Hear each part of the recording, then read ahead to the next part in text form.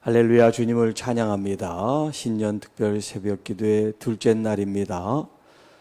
삶으로 드리는 예배라는 주제로 오늘 말씀 행함이 있는 믿음의 삶이라는 제목으로 함께 말씀을 나눕니다. 자, 오늘 이제 2장 전체의 말씀 우리가 함께 나누겠는데요. 자, 1절부터 13절까지 또 14절부터 마지막 26절까지 우리가 이제 두 단락으로 나눌 수가 있는데, 먼저 첫 번째 단락에는 이 야고보 사도가 지금 현실적인 이야기를 하고 있어요. 어떤 현실적인 이야기냐면 사람들이 자기들도 모르게 사람들을 차별하고 있다는 거예요. 어떤 차별이냐면 이제 그 공동체 가운데 새로운 사람이 들어올 때 그 사람들의 외모를 주시해서 봐서 그들이 의복이나 귀걸이나 이렇게 행색이 조금 부티가 나고 있는 사람이다 싶으면 좋은 접대와 환영을 해서 좋은 자리에 앉히고, 반대로 비루하고 초라하고 좀 가난해 보이는 사람은 저 끄트머리 발등상에 안내를 한다 하는 얘기예요. 자, 지금 이 사도 야고보가 이런 교인들의, 성도들의 모습을 지적하면서 정말 우리가 믿음 있는 사람이라면 세상의 외향이나 형식이나 또 보이는 것에 의해서 판단하고 차별하는 이 세상 사람들과 우리가 같아야 되지 않느냐. 왜냐하면 우리는 믿음을 가진 사람이고 내 이웃을 내 몸과 같이 사랑하라는 하나님의 최고의 법을 우리가 믿고 있는데, 믿고 있는 우리 믿음의 공동체 교회 안에서 사람들이 있고 없는 걸 가지고 구별하고 나눈다고 하면 그것이 어떻게 믿음의 행위라고 할 수가 있겠느냐라는 말을 하고 있습니다. 자, 이 현실적인, 지금 이 야고보 사도가 보고 있는 그 현실, 믿음의 공동체 안에 일어나는 그 현실 속에서 과연 믿음이라는 게 무엇인가라는 질문을 근본적으로 우리에게 하고 있습니다. 믿음이 무엇인가? 쉽게 얘기하면 우리가 구세주이신 예수님을 믿는 거. 네, 그게 맞습니다. 그런데 그것만이 정답이 아니라는 거죠. 우리의 이 믿음이라고 하는 것이 예수를 믿는 거, 믿는다고 하는 이 믿음의 고백, 우리의 어떤 그 마음으로부터 주님을 내가 구주로 영접하고 받아들입니다라고 하는 거기서 끝나지 않는다는 거예요. 이 믿음이라고 하는 것은 그분을 내가 믿고 존중하고 의지하고 신뢰하는 것으로만, 고백으로만 끝나는 것이 아니라 그분의 삶을 통해서 내가 따라가게 되고 그분이 나에게 주신 말씀을 내가 사랑함으로 그 말씀을 행할 때 이것이 믿음의 완성이라 그럴까? 믿음의 온전한 모습이지, 고백만 하고 나는 믿습니다 하는 것으로만 이 믿음이 다가 아니다. 이제 후반부에서 그 이야기를 좀 더 자세하게 풀어서 얘기를 하고 있습니다. 자, 그래서 이제 교회 공동체나 교회 밖에 어떤 사람이 추위를 타는 어떤 그런 환경 속에 있어요. 뭐 연탄이나 어떤 그런 걸로 땔감을 사지 못하는 그런 가난 속에 있고, 어떤 사람은 먹지 못해서 굶주리는 그런 이웃이 있어요. 그런데 지금 교회 안에는 부유한 사람들이 많이 있어요. 남들에게 나누어주고 베풀어줘도 충분히 여유가 있는 그런 믿음의 사람들이 있단 말이에요. 그런데 그 사람들이 어떻게 하냐면, 배부르세요? 따뜻하게 지내세요? 평안하세요? 잘 사세요? 건강하세요? 이렇게 말로만 한다는 거예요. 말로만. 이게 과연 믿음의 행동이냐라는 지금 질문을 하고 있어요. 정말 그 사람들이 배고플 때는 빵이나 밥이나 한 끼 대접을 하면서 건강하게 잘 사세요. 이렇게 되는 게 아니냐. 옷이 그렇게 많은데 옷이 없는 사람에게 자신의 옷을 나누어 주면서 이 추운데 얼마나 춥고 배고프십니까? 좀 따뜻하게 이렇게 도움이 됐으면 좋겠습니다. 그렇게 사랑의 행동을 통해서 믿음의 본이 무엇인지, 그 믿음의 삶이 무엇인지를 보여야 되지 않습니까? 라는 지금 얘기를 하고 있어요. 자, 그러면서 아주 좀 더 신랄하고 적나라하게 이렇게 말합니다. 17절. 이와 같이 행함이 없는 믿음은 그 자체가 죽은 것입니다. 입으로 아무리 주님을 믿습니다. 주님은 나의 구주십니다. 구세주십니다. 그렇게 입으로 아무리 고백을 하는 것이 그 삶 속에서 믿음의 모습을 보이지 않는, 열매가 없는 게 무슨 소용이 있느냐. 그 믿음은 죽은 믿음이 아니냐라고 얘기를 하고 있어요. 자, 오죽하면 귀신 얘기를 다 하고 있어요. 19절에. 내가 하나님은 한 분이신 줄을 믿느냐? 이건 이제 유대인들을 가리켜서, 유대인은 유일신을 믿으니까 하나님이 이제 유일신이죠. 뭐 우리도 뭐 유일신입니다만은 우리는 삼위 하나님을 믿잖아요. 성부, 성자, 성령, 하나님. 자, 이렇게 하나님은 한 분인 줄을 믿는데 그건 참 잘하는 일이고 맞는 일인데 귀신들도 믿고 떤다. 이런 얘기를 한단 말이에요. 자, 그러면서 이제 이스라엘 사람들이, 유대인들이 너무나 잘 아는 아브라함의 이야기를 지금 들어서 설명을 하고 있어요. 21절 이하에. 자, 보십시오. 여러분이 너무나 잘 아는 믿음의 조상 아브라함의 이야기를 하겠습니다. 자, 이 아브라함은 그 아들 이삭을 바칠 때 행함으로 의롭다 하심을 받은 것이 아닙니까?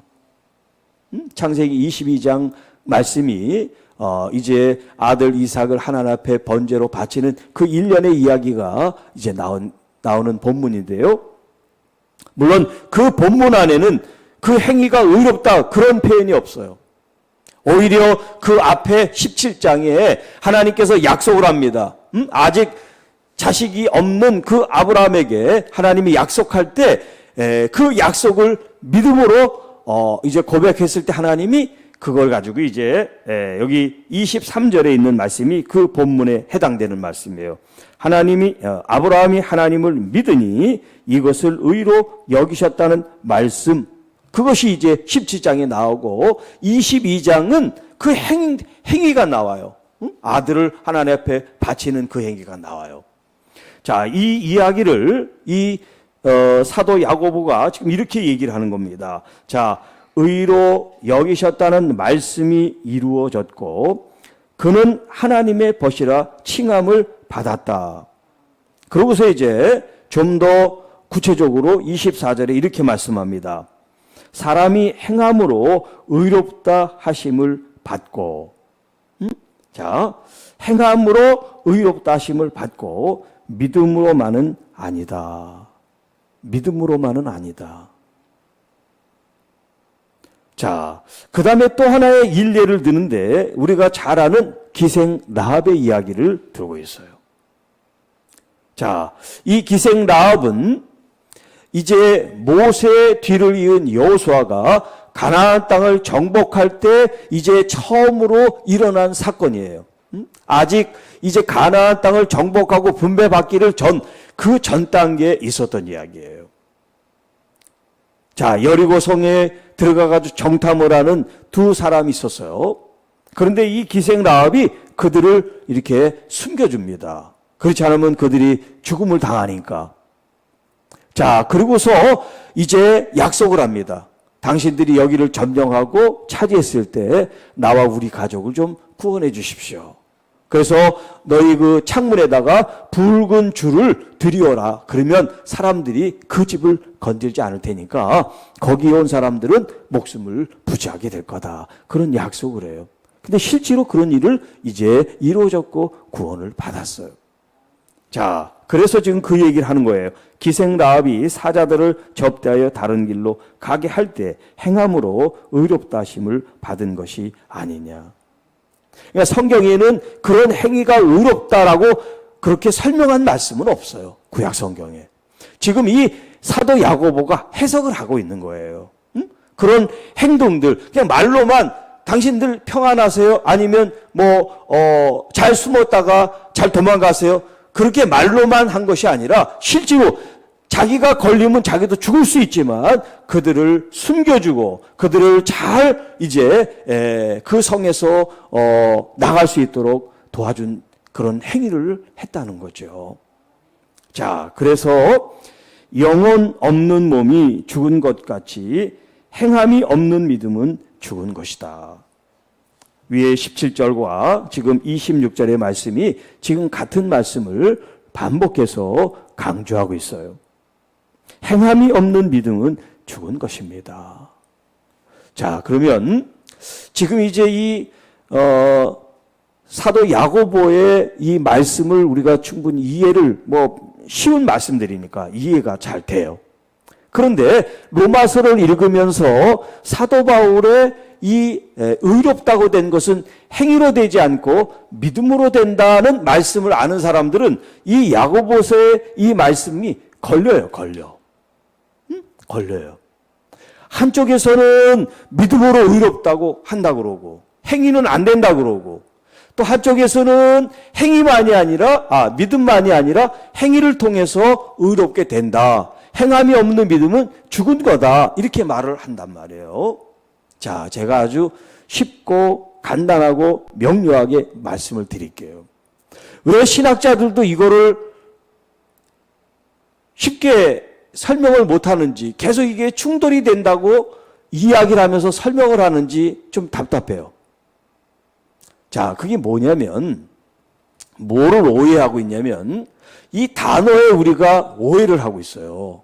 그게 무슨 말이냐면, 이 로마서나 사도 바울이 말하는 행함이라고 하는 것은 여기 지금 사도 바울이 말하는 행함하고 다른 거예요. 근데 이게 말이 같다 보니까 같은 말을 가지고 자꾸 껴 맞추려고 그러니까 행함이 없는 믿음은 죽었다고 그러고 또 행위가 아니라 믿음으로 의롭다고 그렇게 얘기를 하니까 이 행함이 똑같은 단어인데 왜 여기도 끼고 저기도 끼고 서로 대립이 되나 이렇게 생각을 한단 말이에요. 그런데 제가 결론적으로 얘기하지만 사도 바울이 말하는 행함은 그런 게 아니에요. 그런 지금 여기서 말하는 이 야고보서가 말하는 그런 행함이 아니야. 그럼 뭐냐? 자, 로마서를 제가 얘기하지만 앞으로 계속 이제 그런 문제가 나올 텐데요. 로마서의 독자가 누구냐면 로마에 있는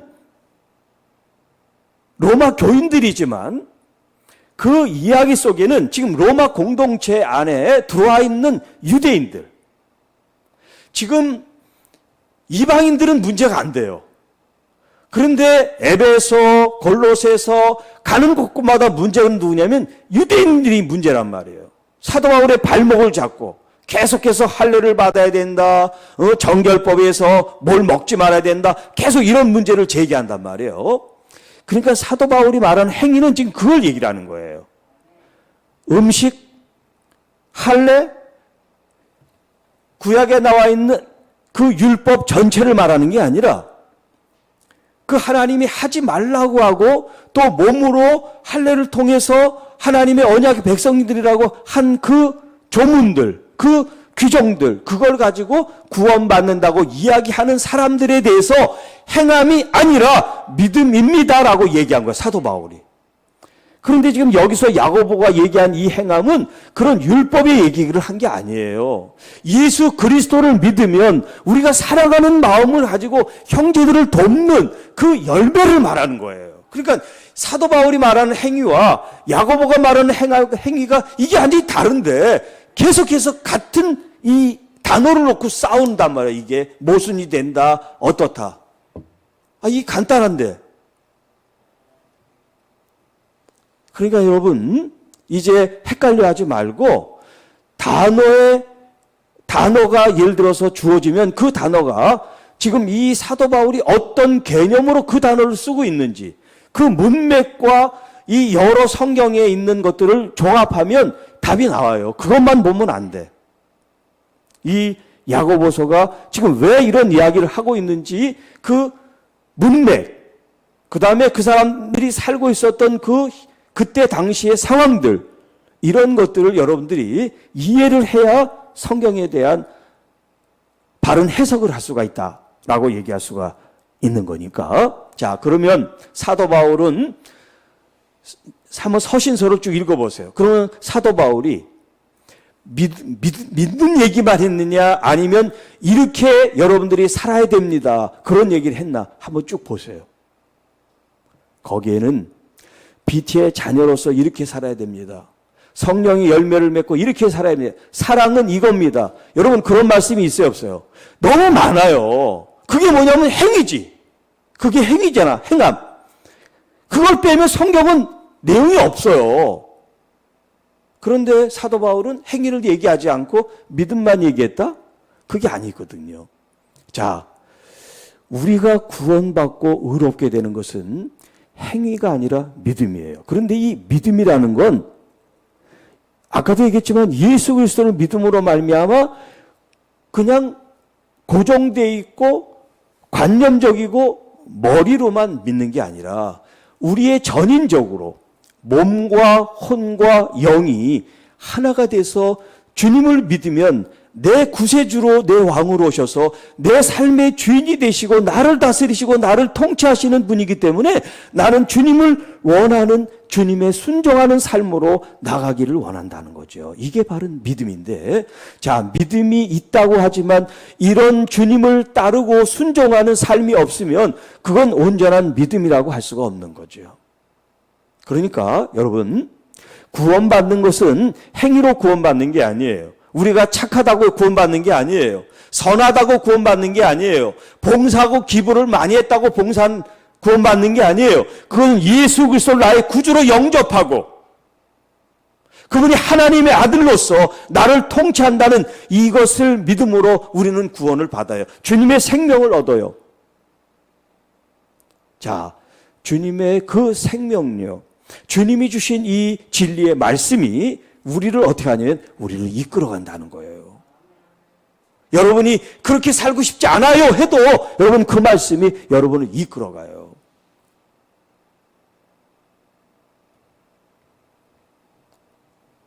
여러분이 주님을 사랑하면 사랑할수록, 말씀을 가까이 하면 가까이 할수록 여러분은 말씀의 사람이 되고 그 말씀의 열매를 이루는 사람이 돼요. 난 열매를 맺어야지 그런 생각하지 않으셔도 그런 삶을 살게 돼 있어요.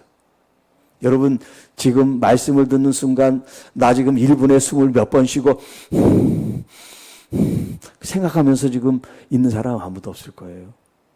자연스럽죠? 숨을 쉬는 게 자연스러워요. 여러분 우리가 주님을 믿고 사는 삶이 자연스러운 거예요. 이게 막 힘들고 억지롭고 막 그냥 어거지를 써야지 된다. 문제가 있어요. 아직 주님과 인격적으로 내 자신이 연합되어 결합되지 않았기 때문에 이게 삐그덕거리고 힘든 거지요. 정말 주님을 인격적으로 내 마음에 모시면 믿음 생활하는 게 이게 쉬워요.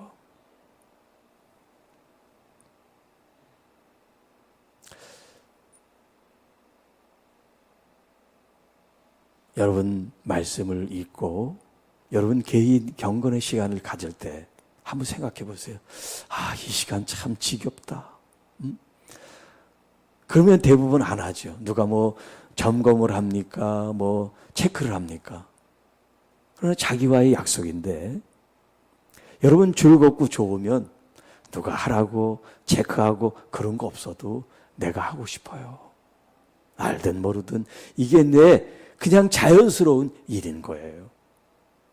행함이 있는 믿음. 이런 말 하는 것도 사실 어폐가 있어요. 왜냐하면 사람들이 깨닫지 못하니까 이렇게 설명을 한 것이, 정말 믿음이 있으면 행함이 있어야 된다 이런 말이 필요가 없는 거예요 사실.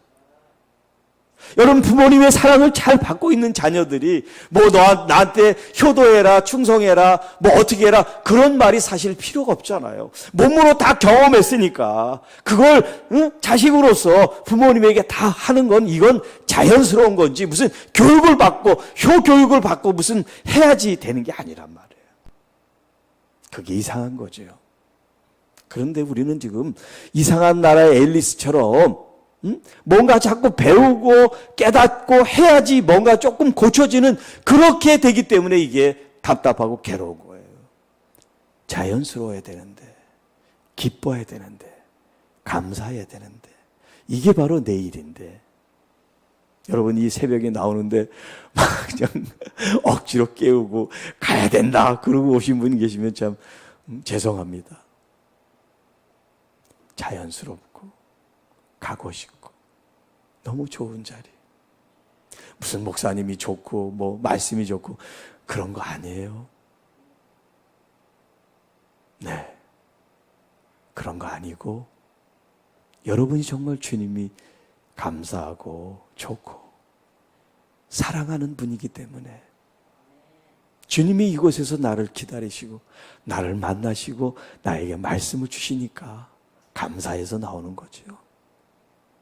또 여러분의 직장과 가정과 여러분의 삶 속에서 그 자리, 그 시간이 어떤 순간일지라도 여러분 이 자연스러운 주님에 대한 이 자연스러운 사랑의 마음, 예배하는 마음, 기도하고 말씀을 가까이 하는 이것이 여러분 안에 정말 가장 좋아서 가장 하고 싶어서 할 수 있는 일이 되기를 축복합니다.